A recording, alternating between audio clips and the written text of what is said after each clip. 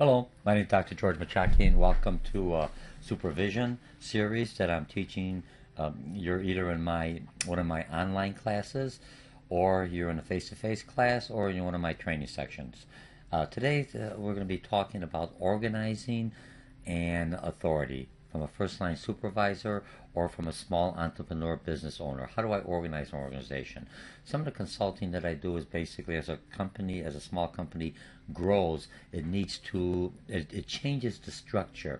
As the larger I get, I have to have more of a functionality, I have to change basically a different structure. So what we're going to be talking today is how do I organize, or how am I already organized? We're going to look at organizational charts, we're going to look at different structures, traditional types of structures. We're going to look at new organizational structures that are evolving because of the environment. You're going to have a mechanistic and organic type of structure, mostly more organic because they're more flexible. You're going to look at power, authority, responsibilities of the supervisors, empowerment. Why do some supervisors empower employees, other supervisors don't empower employees? If you look at a lot of companies and structures now, basically empowerment is a basic functionality for almost most of your employees. You have fewer and fewer supervisors. We're going to talk about the span of control. We're going to talk about the difference between delegation and empowerment. We're going to talk about unity of command, that everyone should report to one supervisor. Parity principle. We're going to talk about why do supervisors reluctant to delegate, and employee reluctance to take delegations, work not to be delegated. Okay, so let's start on this. So again, my name is Dr. George Mochocki, and if you already have access to my concept maps and the reading material. If you're looking at this YouTube or this video, and you're not in one of my classes, enjoy. But if try to sign up for some of my courses. This is how I pay off my student loans, for lack of better words. Okay, so let's look at organizing. What's the basic things of organizing?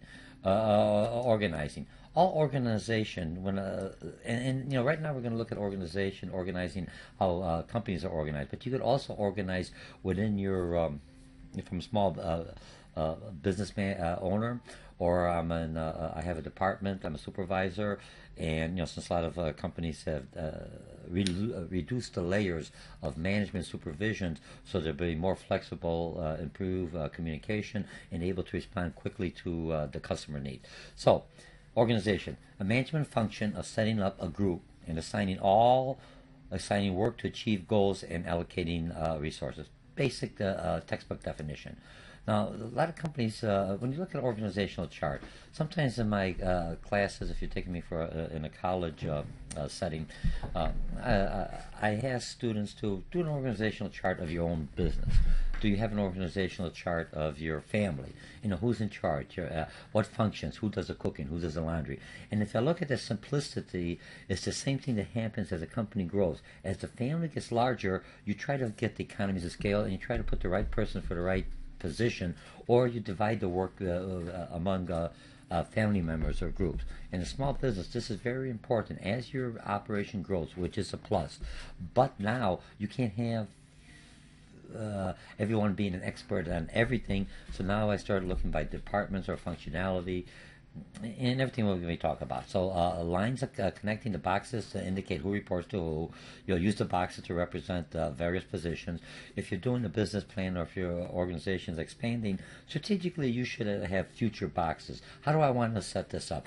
Usually if I come in and I look at a business, or anyone that's reviewing your business for either for expansion or saying, hey, I want to do business with you, they look at your organizational chart and they could kind of see how your organization is structured, okay? Where opportunities might lie for future promotion. From a first-time supervisor, if I look at the organizational chart, I can see where I am. I may be at the maybe not at the bottom of the totem pole, but not at the high end. Remember, this is a little different when you're a manager or an owner of a building of your own business, because you play different roles. You're a first-time supervisor, middle manager, and the vice president owner of the company. So But if I'm a first line supervisor, I'm looking, what's the organizational chart? Where's my next promotion? Where could I go? And it gives me an idea how to prepare myself, and it also tells me who's in charge with who. So that will work out fine. Here's a typical organizational chart. So you have the chairman, the board of directors, the chief operating officer here. And if I look at this right now, I can tell this broken down by regional, by different functionality. Here's the food, here's the vendors. It's a little blurry, but if you look at the book and look at the handouts and the resources that were provided to you within the classroom, it's as clear as mud. Not really clear as mud, but it has the line, so everyone's connecting. Nowadays, because of executive information systems, I could go in there and say George Mochocki, Dr. George Mochocki. Where does he fit in the organization? I put his name in, and all of a sudden I could say I could find out everything about him. I could see where he or she fits in the total picture of the structure of an organization. Smaller companies very easy. Larger companies it's a little bit more complex. But you could stroll down to the individual who's basically sweeping the floors. A lot of organizations is so detailed, so they know what effect this has on the total organization. From a sales perspective or from a vendor perspective, if I see and understand your organizational chart, I know how to overcome gatekeepers, for lack of better words, and work around that so I could go to the next level. Okay? Now, so we've got the organizational chart. Let's go in here. We're going to try to keep this under 20 minutes. Different types of structures. You could go by, first of all, what's a department? When I look at department, before we look at departmentalization or functionality or product, it's a unique group of resources. Let me make this just a touch bigger here while I'm already in here. And I think 250 worked well here. I'm wide. Okay, so so you can see it. Remember, when you're looking at this video, you could always expand it instead of the smaller version. You can see everything on here. You stop me, move me backwards, go forward, utilize the concept maps, take your notes. A unique group of resources, grouping activities and related work units assigned to carry out a particular task. That's basically what a department is. Departmentalization is a different way. I break it down by departments. I break it down by functionality, accounting, sales, engineering. I break it down by product. You go General Mills basically has the cereal brand, the hot cereal, the cold cereal, everything else that they make. Geographic. Sometimes I maybe break it down by region because it makes sense for me because I don't have to travel back and forth. And if I break the structure by this way, so by geographically, I understand the customer base. I can do my distribution, and I understand everything else going in that geographic area. I can break it down by customer or a combination, either one. What makes sense for the structure for your organization to meet your customers' demand so you can satisfy them and be still effective, productive, and still come out with making a profit and sustainability. Okay, the new types of organization are coming out. Now, I didn't talk about mechanistic, because mechanistic organization, if you look at mechanistic organization, is the old structure, bureaucratic, very centralized. Think of mechanistic as a machine. I don't move. I can't move. I'm not flexible. I'm not agile. I can't adapt quickly. I'm a machine. I got to take the whole part, replace it. Organic. Think of a plant. A plant basically will grow. The sun shines there. If the environment and everything else is there, good rain, it blossoms. If it's cold, it shivers. If it's wintertime, it adjusts to the situation, to the environment. That's where a lot of organizations are going now, are being organic organization because they're flexible. They still have the structure, the aspect to it, because you need it for economies of scales and rules and everything else. You know what I mean? They have a structure, but most of their feeders that are dealing with the customers are organic, or what you would call a flat type of organization. Okay. Now, another type of organization is network organization. Maintain the flexibility by staying small, little small networks, contracting with other individuals and organizations as needed to complete the job. So I'm very flexible, or a virtual office, a virtual type of organization. If you look at a network organization, think of a contractor. If I'm looking at a building contractor, he or she basically the project manager, he or she basically is the project manager. They need a cement person, they just call a cement company. They need an engineering, they call the engineering individual. So they're small, but they just take the individuals as they need them, or have a pool of different smaller businesses or operations that they can pull from to adjust to meet the needs of what do you call of the customer. If I'm looking at the event planner, those of you who have been married or in business, you have to have a kind of an event. So what does an event planner do? He or she basically, you contact one person, they have a basic structure, and you need a Polish band for the wedding. You need a Russian band. You need a Middle Eastern type of a band. Whatever band, they have the connections, and they basically just bring it all together. And for that one time, they work. To satisfy the customer needs, and then they basically break up once it's done. Similar to what I would call a matrix combination, and human and non-human resources grouped together in a temp structure. Sometimes when a company we have to take care of a problem or an issue, they will have a matrix when people from different functionalities, different regions, to come up with a strategic plan. So that's something else. The biggest one where a lot of organizations are looking at is what's a learning organization. A learning organization is similar to what you are. I adapt. I'm going back to school. I want to know how to do better. I want to improve on my skill set. So that has to be a cultural change, and it has to be structured that I'm creating, acquiring, transferring new knowledge that I'm getting, and modifying my behavior to reflect the new knowledge to be more receptive and more profitable and more customer focused. So which gives me an edge against my competition. Okay, so we'll close that off. Now, authority. If I look at authority, is the right given by higher management to the line. Usually when you talk about line of staff, line is the supervisor. He's the one, the right to perform the task. Staff, look at staff, support and advise.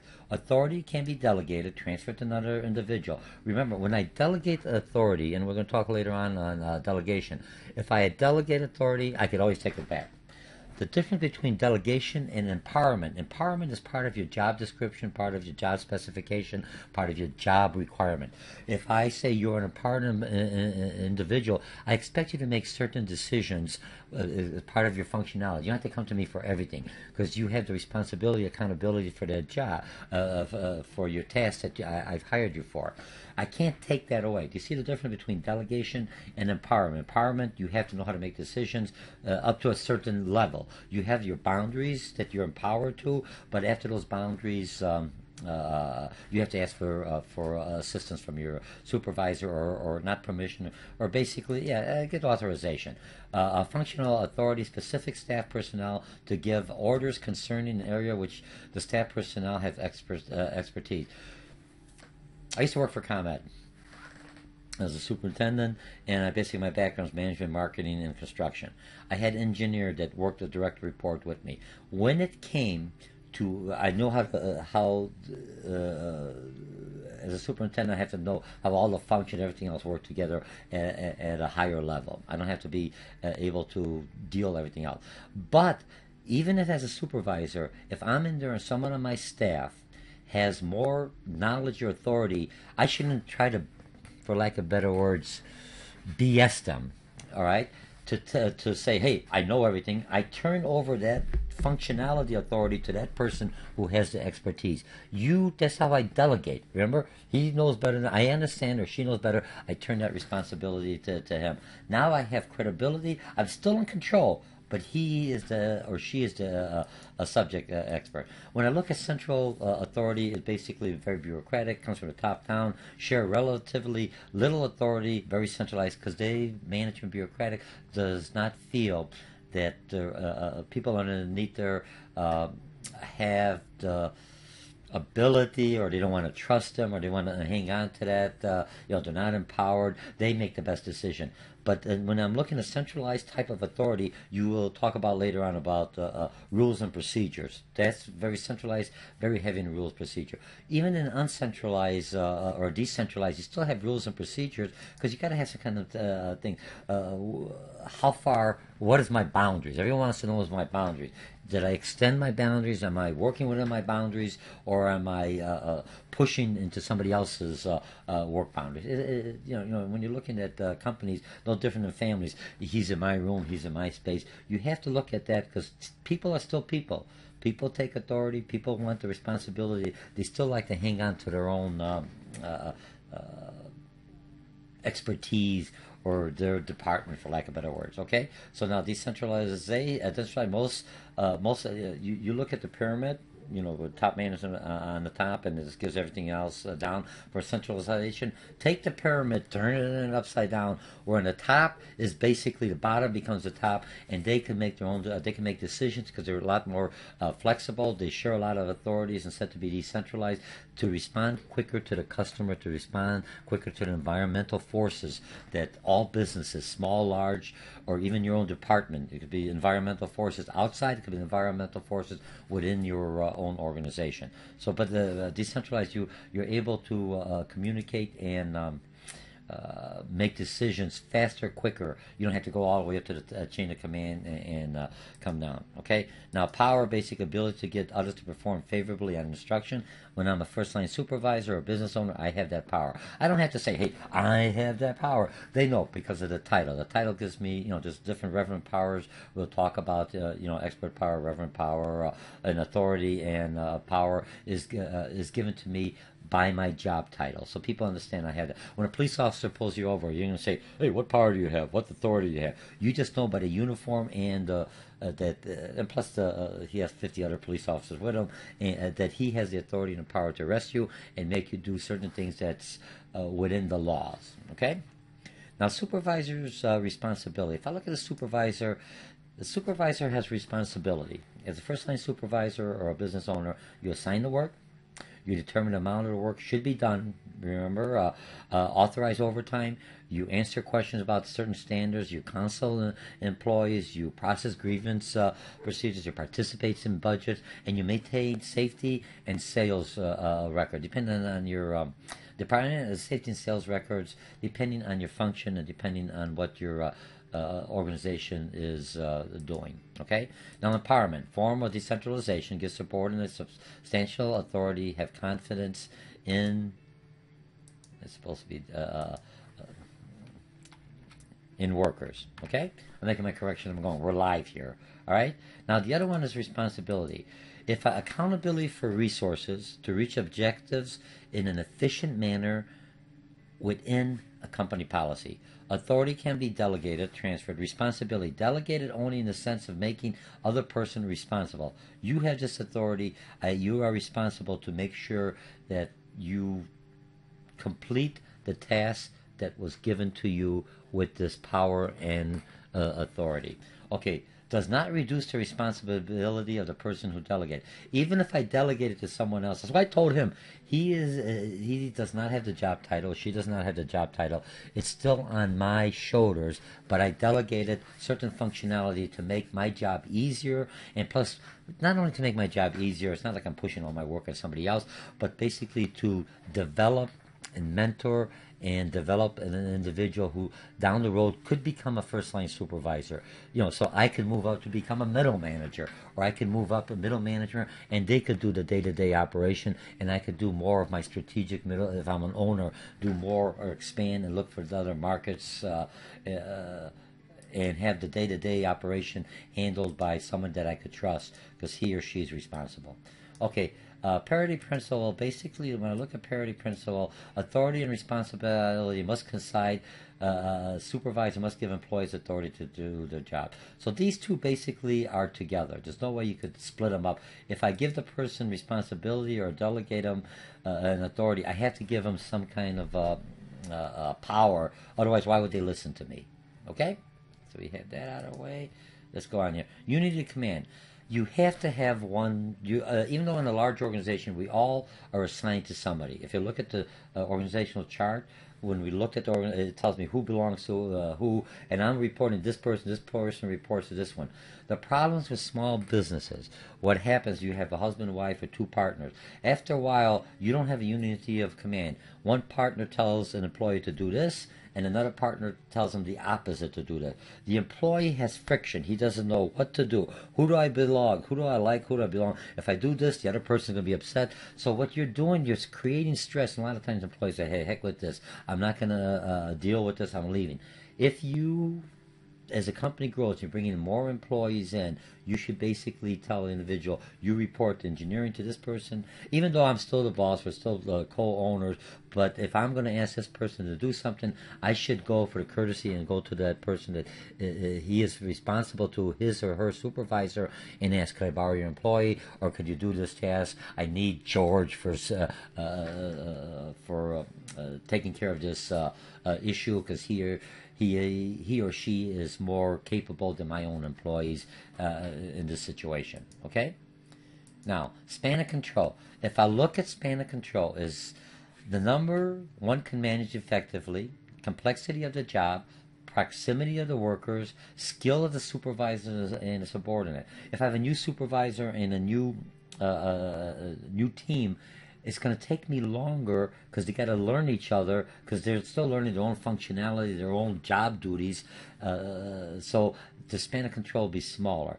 Once I'm an experience, either I'm the supervisor has more experience or my employees have more experience, they don't have to be told every item to do because they're empowered. They understand that I could have I can increase my span of control. Okay? Now, factors to consider in span of control: similarity of functions, geographic closeness, complexity and change, coordination, the planning, ability of support staff, and performance of standard. So those are some things you should look at span of control. What happens is, as your department grows, and you don't want to bring on, because you want to look at cost savings, you don't want to bring in an assistant, so your span of control grows.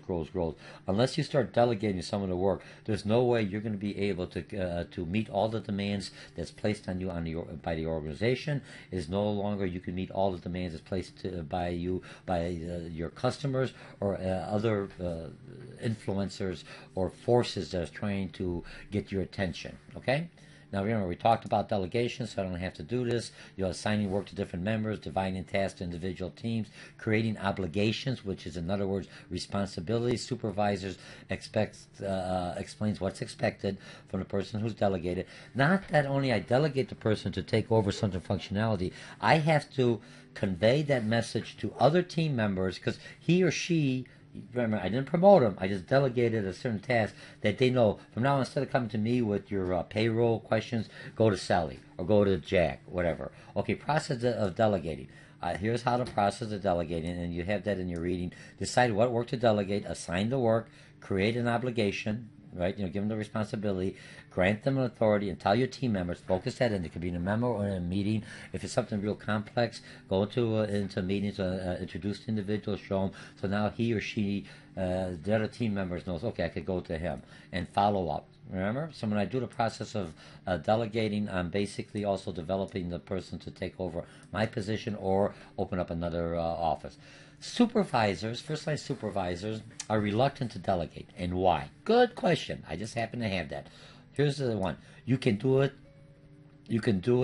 right, myself. Easier for me to do it than still explaining it. Fear of employee looking good. Don't fear employees looking at it. If your team and your employees are looking better than you, you've done a good job. Your job is not to do the task. Your job is to delegate the task, make sure your team members are working effectively and they're doing a good job. That means you've trained them well, they respect you, you are in control, you have your control mechanism, and that means that you are doing what you're doing. If you're saying, I'm doing all the tasks, why did I hire you? I need a supervisor. That means I don't need that position. Just do it yourself. Then you're a self-managed team. Even a self-managed team, there has to be someone that's in authority. So who do I go to that's going to disseminate the information and it's going to bring the team together? Human attraction to power. A lot of people like the power. Just give me the power. I don't want the title. Just give me the title, no pay. More confidence in doing detail work, and preconceived ideas about employee. When I'm looking at this power, we hate to give away power because we figure it makes us weaker. And that's not the case. The more power I give away, the stronger I become. Because the more individuals in there that have the power that basically is supporting me, is feeding back to me. All right, so don't be reluctant. Give away. You can't do everything. That's why I hired you as a supervisor. That's why you took on the first line supervisor position. So to learn how to delegate. And that's the hardest thing for a new owner, or just actually bringing in more employees, or for a new supervisor. How do I tell somebody what to do? You know what I mean? After a while, you get used to it. It becomes easy, trust me. Some people are natural at that. Others have to develop that skill. Okay, now employees are reluctant to delegation. Easier to ask a supervisor to make a decision, fear of criticism, lack of incentives, feelings certain type of work is beneath them, or a supervisor, and that's wrong. I'll just get rid of that. Page change. Supervisors will change it anyway. Remember, if I give them the power and everything, I'm not going to change. I'm not going to micromanage him or her. You have to give them that ability and trust them. They may not do it like you will do it, but they'll do a pretty good job. Just give them the boundaries, because there's a different way that you could basically complete the task. There's always an old saying just about there's different ways of skinning a cat, and I was thinking to myself, oh my goodness, what the heck is skinning a cat to do that? And what are they? Where are we at? Is this the developing world countries, or back in the boonies someplace? To skin a cat, different way of skinning a cat. I'm not a hunter. Basically, what it came back from old tradition, or somebody, I learned this through students or other people. What it started out with way back was different ways of skinning a catfish. After it was transferred down from mouth back to fork, they dropped the fish and just became a cat. It was easier efficiency. But remember, it lost in the translation as you communicate to other individual. That's why a lot of organizations are becoming organic, becoming flatter. At a higher level, very centralized, a lot of levels, by the time I say something here and it goes all the way up to the top, it's distorted 50 times, because each supervisor is going to change it a little bit so he or she doesn't look bad. By the time it gets to the top, there's no problem. And that's not the issue. You know what I mean? So the boss says, what's the problem? Everybody's just happy. This is a minor there. It was a major thing. It was just watered down going up to the top. Okay. Work not to delegate. Plan activities, work assignment, motivational consulting, resolving conflicts, assigning tasks to another supervisor. Resolving conflicts. If I'm firing an individual, if I'm doing some kind of disciplinary, I don't delegate that, because I don't like to feel like I'm the mean person. And I get a kick. I look at the example of a doctor and a nurse. The doctor is always, he talks to me, he says, hey, you're looking pretty good, very friendly. And then he says, I'll have the nurse come in here, she can take your blood, she can give you a shot. Who do I relate the pain with? I relate the pain with to the person who gives me the shot. And basically, the doctor should be giving me the shot. But you see how there's the disconnects. I delegate it to somebody else. As a first-line supervisor, if I'm disciplining an individual, if I'm doing something, or if I have to bring bad news to my boss in a departmental meeting, I could just, the person I delegate because I'm on vacation, say, George will take care of this when he comes back. Right now it's a sensitive issue, and I'm not in a position to argue, because you don't want to go up there and argue for a position, because I don't want to take the stand. So I put him in there, and I'll later on say, well, I didn't realize he said that. That's not what I meant. So I'm setting that person up for either a confrontation for other managers, and that's not the way to do it. Eventually, when he or she gets promoted and has the power and the authority, they'll be able to stand on their own and say, yes, this is part of my, responsibility to resolve conflicts. Okay? So that basically takes care of this one, and I might have made 20 minutes out of it. So this is the series, and the series I'm looking at is this is supervision series. We're in session 8 or session 7, excuse me, or chapter 7, organizing an authority as a first-line supervisor or a small business owner, because those are the roles you take. And I'll see you online or in my face-to-face class, and this is just a quick review of the material you have, just an overview, so things to think about. And have a nice day. Again, my name is Dr. George Mochocki. Bye.